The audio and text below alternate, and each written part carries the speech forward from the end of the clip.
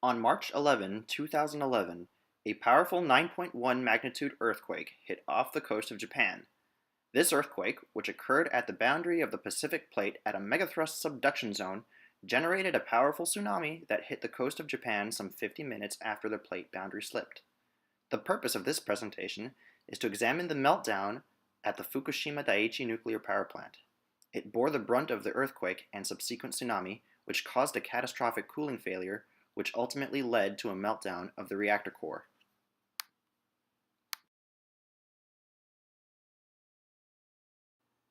The Fukushima nuclear disaster caused some radiation exposure to workers who were at the plant, but fortunately not long enough to threaten their health. The company could have taken precautions to avoid such a catastrophic event by adopting more extensive safety measures. A suggested solution was to use multiple power solutions and cooling systems, but that would have caused the plant to be temporarily closed and added to its costs. TEPCO claims that it had done everything in its power to prevent this disaster, but many beg to differ. The Fukushima-Daiichi nuclear power plant was designed to automatically shut down in the event of an earthquake. Following an earthquake, control rods made of graphite are inserted into the reactor core alongside the fuel rods. Free neutrons generated by nuclear fission needed to sustain the reaction are absorbed by the graphite, which halts the primary uranium reaction. Even though the reaction may have stopped, the byproducts of the primary fission reaction continue to decay, producing additional heat that requires a constant supply of cooling water to prevent the reactor core from melting. The plant was built with emergency diesel generators to supply power to the coolant pumps even after an emergency shutdown. They could then operate continuously until power was restored to the main pumps.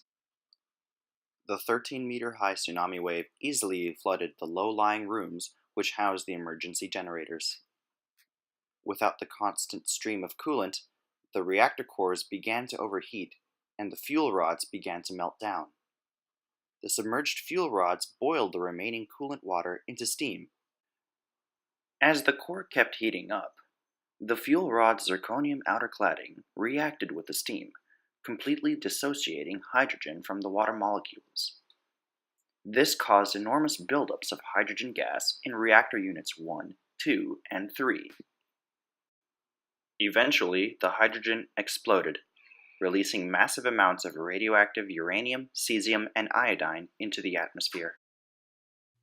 A CBS poll in 2011 found that 50% of Americans oppose building new nuclear power plants, up from 34% the last time the poll was conducted in 2008. After the incident, many countries advised their nationals to leave Tokyo. Germany accelerated plans to close all of its old nuclear power reactors and to phase the rest out entirely by 2022. In Italy, there was a national referendum in which 94% voted against the government's plan to build new nuclear power plants. And the stock market funds that invest in renewable energies rose. The accident was rated 7 on the INES scale due to high radioactive releases over days 4 to 6 after the accident. There have been no deaths or cases of radiation sickness from the nuclear accident, but over 100,000 people were evacuated from their homes. Official figures show that there have been well over 1,000 deaths from maintaining the evacuation, in contrast to little risk from radiation if early return had been allowed. Following is a chart of the sequence of events for the 3 units of the Fukushima disaster.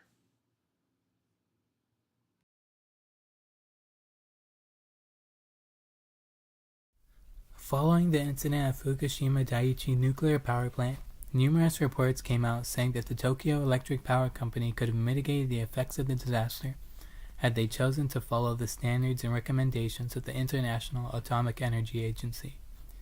Instead, Tokyo Electric allowed fears of anti-nuclear sentiments and litigation risks to prevent them from advancing safety measures and precautions to international standards.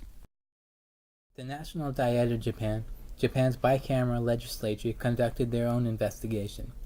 They found evidence that the regulatory agencies were explicitly asked about operators' intentions whenever a new regulation was to be implemented. For example, the Nuclear and Industrial Safety Agency informed the operators that they did not need to consider a possible station blackout because the probability was small and other measures were in place. It then asked the operators to write a report that would give the appropriate rationale for why this consideration was unnecessary.